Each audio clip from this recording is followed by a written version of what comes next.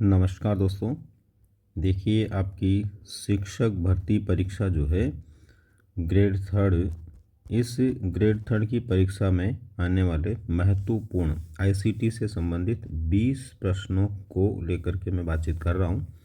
यहाँ पर दोस्तों समय आप लोगों के पास कम है और मैं नहीं चाहता कि आपका समय जो है अभी ज़्यादा खर्च हो, इसलिए मैं बहुत कम समय में आप लोगों को ये 20 प्रश्न बताने वाला हूँ। तो दोस्तों, हमारा जो पहला प्रश्न है इसका वो है, आईसीटी का पूरा नाम है। तो आईसीटी का पूरा नाम यहाँ पर अपने को देखना है, इंटरनेट कनेक्शन टेक्नोलॉजी है या इंफॉर्मेशन एंड कम्युनिकेशन टेक्नोलॉजी। तो दोस्तों, जैसा कि आपको पता होगा, आईसीटी का पूरा नाम है इंफॉर्मेशन एंड कम्युनिकेशन टेक्नोलॉजी। तो ये बी हमारा इसमें राइट आंसर है। अभी हमें उन्हीं उत्तरों को देखने की ज़रूरत है दोस्तों, जो हमें सीधे सीधे उत्तर के रूप में प्राप्त हो जाए और कम से कम समय में हम इन 20 प्रश्नों को देख पाएँ, क्योंकि परीक्षा का समय है। सूचना संप्रेषण तकनीक के उपयोग की सीमा है। सूचना संप्रेषण तकनीक के उपयोग की सीमा है, तो कौन सी ऐसी वजह है जिसकी वजह से इसका बहुत ज़्यादा उपयोग नहीं हो पा रहा? तो आर्थिक संसाधनों की कमी, बिल्कुल ऐसा है दोस्तों। प्रबंधकर्ता तथा अध्यापकों में आईसीटी के उपयोग की अनभिज्ञता, ये भी है। अध्यापकों को अपनी भूमिका की में कमी आने की आशंका, बिल्कुल ये भी है। इसका मतलब ये हुआ कि ये सभी जो है दोस्तों, उपयुक्त सभी, ये सभी सीमाएं हैं जिसकी वजह से आईसीटी जो है या सूचना संप्रेषण तकनीक है, इसका बहुत ज़्यादा उपयोग नहीं हो पा रहा है। नेक्स्ट क्वेश्चन है हमारा इसमें, सूचना संप्रेषण तकनीक यानी आईसीटी के उपयोग की बाधाएं हैं। कौन कौन सी बाधाएं इसके मार्ग में हैं?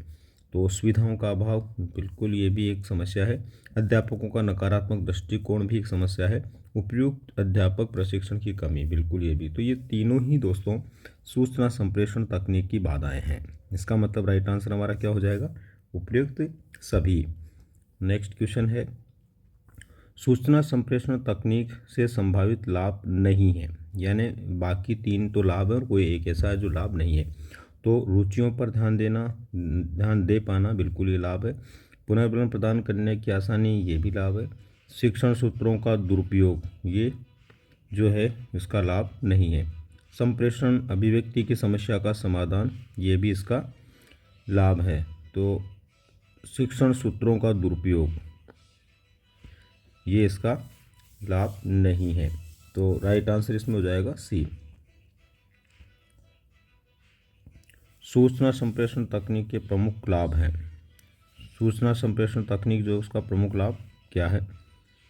अध्यापक के लिए उपयोगी, बालक के लिए उपयोगी, मार्गदर्शन प्रदान करने वालों के लिए उपयोगी, उपयुक्त सभी के लिए उपयोगी।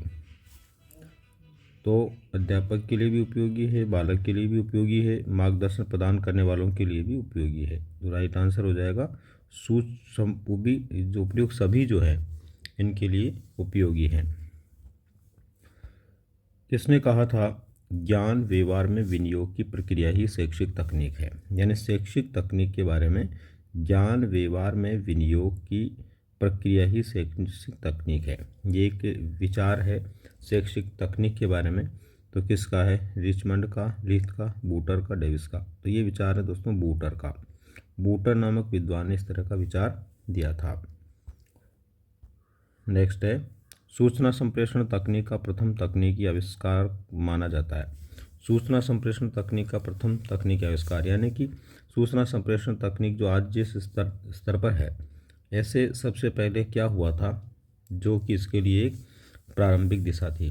1438 में गुटेनबर्ग द्वारा विकसित छापाखाना मशीन, 1849 में एजीएम डेगुरे की फोटोग्राफी, 1938 में एफ कार्लसन की जीरोग्राफी, 1837 में SHB द्वारा टेलीग्राफी। तो ये था दोस्तों 1438 में। 1438 में सबसे पहले गुटेनबर्ग द्वारा विकसित छापाखाना मशीन, जो सूचना संप्रेषण तकनीक का एक महत्वपूर्ण आधार था, जिससे विषय वस्तु को छाप करके जो है लोगों तक पहुंचाया जा सकता था। कोमल शिल्प उपागम संबंधित है। दो तरह के उपागम होते हैं, कठोर उपागम, मृदुल उपागम। तो मृदुल उपागम को ही हम कोमल शिल्प कहते हैं। तो वो होता है दोस्तों जिसमें किसी तकनीक की या इंजीनियरिंग की ज़रूरत नहीं होती। तो यहाँ पर रेडियो में ज़रूरत होती है, तो ये नहीं हो सकता। मनोवैज्ञानिक सिद्धांतों में नहीं है ज़रूरत, कंप्यूटर में ज़रूरत है, दूरदर्शन में ज़रूरत है। तो ए, सी और डी ये तो कठोर उपागम है, और केवल बी मनोवैज्ञानिक सिद्धांतों से ये कोमल शिल्प उपागम है। नेक्स्ट है स्टोरेज युक्ति यूएसबी विस्तारित रूप से। यूएसबी का बड़ा नाम क्या है, पूरा नाम क्या है? तो यूनिवर्सल सीरियल बस, यूनिवर्सल सर्विस बस, यूनिवर्सल सोशल बस, यूनिवर्सल सैटेलाइट बस। तो यूनिवर्सल सीरियल बस, तो ए इसका राइट आंसर होगा।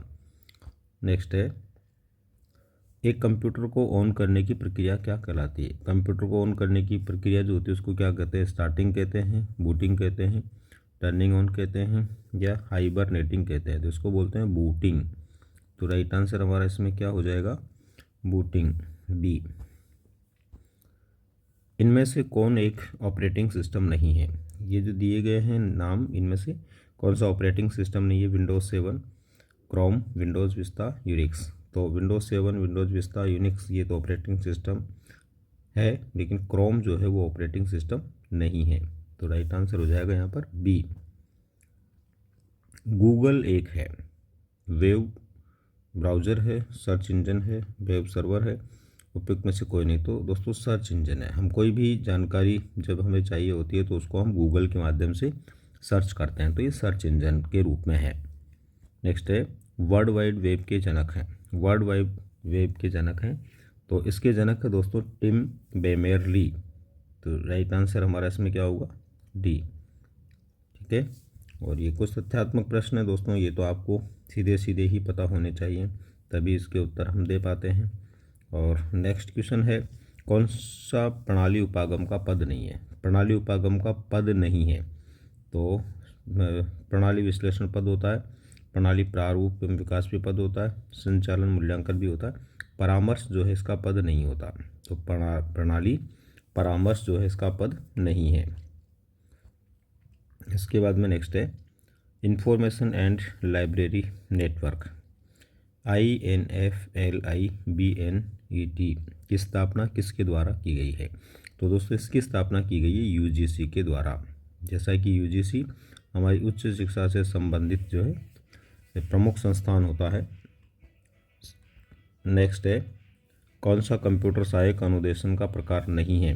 कौन सा कंप्यूटर सहायक अनुदेशन का प्रकार नहीं है? सूचनात्मक कंप्यूटर सहायक अनुदेशन, अनुरूपित प्रकार का अनुदेशन, शैक्षिक गेम्स के अनुरूप के रूप में अनुदेशन। तो ये सब तो इसके अनुदेशन होते हैं। रिकॉर्डिंग मशीन जो है दोस्तों इसका एक प्रकार नहीं है।